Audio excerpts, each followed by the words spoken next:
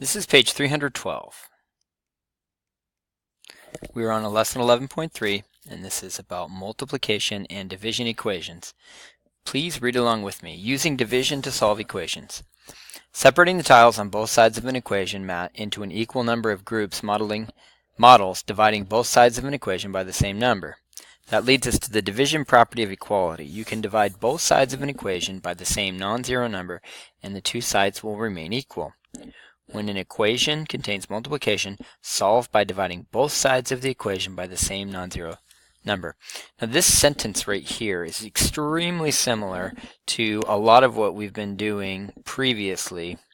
When it was addition, I would say the words, if it's an addition problem, solve by subtracting the same number from both sides of the equation. If it was a subtraction equation, we would solve by adding. Well, this one is now switching us into multiplication. When an equation contains multiplication, solve by dividing both sides of the equation by the same number. I'm going to show you how that works right now. In fact, I'm going to leave this sentence. I'm going to leave this sentence highlighted while I'll use a whiteboard. Our next two problems are going to be A and B. I'm going to use a whiteboard on those. We can graph them too. So A was 9A equals 54. So the first thing I want to know is what is the operation here? And 9 right next to A means multiplication. So this is a multiplication problem. So if an equation contains multiplication, solve by dividing both sides of the equation by the same number. So what am I going to do? I'm going to divide by 9, and here's why. If I divide 9 by 9, 9 divided by 9 is 1, and 1a is the same thing as just a. So what have I done there? I've essentially isolated my variable, which is what I want to do. So you divide that side of the equation by 9, and you divide this side of the equation by 9.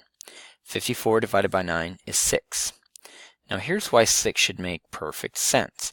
If I go back to my equation, 9 times a is equal to 54. And I think a is equal to 6. So if I took a out and replaced it with 6, what would I have? I would have 9 times 6. And what is 9 times 6? 9 times 6 is 54. That's why that should make perfect sense. We were then supposed to graph it. So we can do that in a minute. That's not too important. The second question is 18 is equal to 6d. Now a lot of kids here are going to want to divide 18, but that's not what we do. We divide 6. We always divide the number that goes with the variable. So to isolate d here, we would divide 6 by 6. What would I get if I divided 6 by 6? I would get 6 divided by 6 is 1, and 1d is the same as d. So if I divide this side by 6, I have to divide this side by 6. 18 divided by 6 is 3. I think d is equal to 3. I'm going to go check my work by putting in the 3 instead of the d. What is 6 right next to 3? It's 6 times 3. And 6 times 3 is equal to 18. I'm going to go ahead and show you that those were graphed. They graphed this one, a is equal to 6. They graphed it right here, and then I don't know if we graphed the next one or not. I'll move the page up and see. So I hope you understand those. Yep, we graphed it. We did 18 divided by 6. Part of the reason why A and B look different was over here on A, they put the variable and the number on the left, and on B they put the variable and number on the right.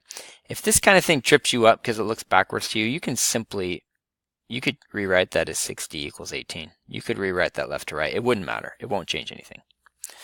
All right, good job. Let's try the your turn at the bottom of the page.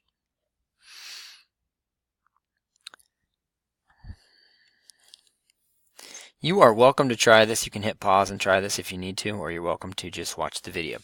Your turn. Solve the equation 3x equals 21 and then graph the solution on a number line. So we've got 3x equals 21. And the first thing I do is ask myself, what is the operation? 3 right next to x means 3 times x. And how do I solve multiplication? One-step equation is I divide. You do the inverse operation. So I need to divide both sides of the equation by 3. I'm going to divide 3 by 3, and those would cancel. 3 divided by 3 is 1, so I cross those out. 1x looks like this. And if I divide the left-hand side of the equation by 3, I have to divide the right-hand side of the equation also by 3. And I get 7. And for a split second, I think that x is equal to 7. Now I'm going to go check. If I took the x out and replace it with 7, I would get 3 times 7. Is 3 times 7 equal to 21? Yes, it is. So I know that I was right. X is equal to 7.